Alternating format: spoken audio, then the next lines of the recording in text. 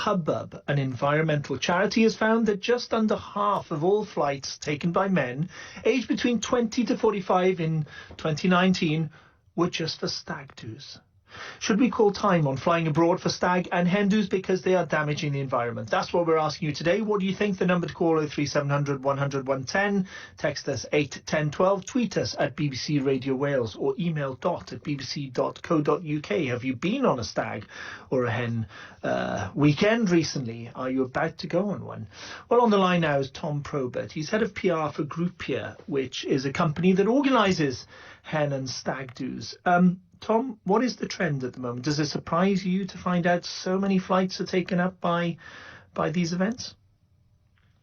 Well, I think when you take the stats as they've been presented in the Metro, I think it said 49% of all flights taken by men aged between 20 and 45 in 2019 were stag do's. I think that's just a general trend in the sense that people of that age are getting married, so stag do's become more prominent. And then it goes into the fact that obviously there's cheap air travel these days, So when you organise these things, do you encourage people to go abroad? Do you find that people want to go abroad? We found last year only 23% of our hen do's actually went abroad. It's really dependent on where they want to go, really. We offer loads of destinations around the UK as well as Europe and further afield, so it's really dependent on the group. So is that because of a guilt trip, or they're just going off the idea of going abroad because of the expense, the hassle and all of that?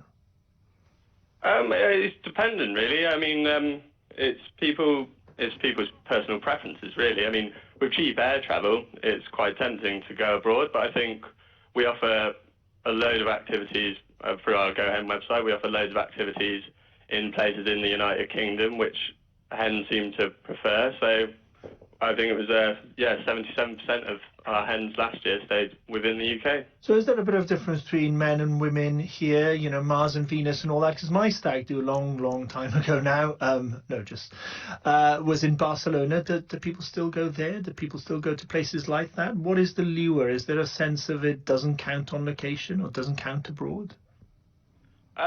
We see a slight increase. 45% of our stag groups went abroad, and the most popular destination for 2019 was Hamburg, and Berlin's very popular as well. For hens, they tend to prefer the sunnier destinations like Barcelona or Marbella.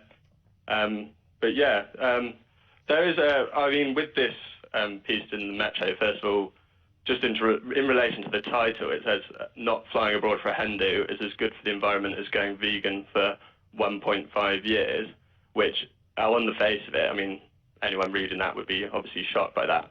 But actually that's dependent on if you flew to Las Vegas, which we sent thousands of groups out in 2019 across the UK and further afield, and only one group out of thousands went to Las Vegas. So I think obviously that statistic, on the face of it, it's one of those things. It seems like it's awful for the environment, but then just flying generally, I mean that headline in the Metro could just say flying abroad is bad for the environment. Do you know what I mean? It's yeah, not just for a hen or a stag. We're just surprised that so many of these flights are taken up by that. Tom, thanks very much for joining.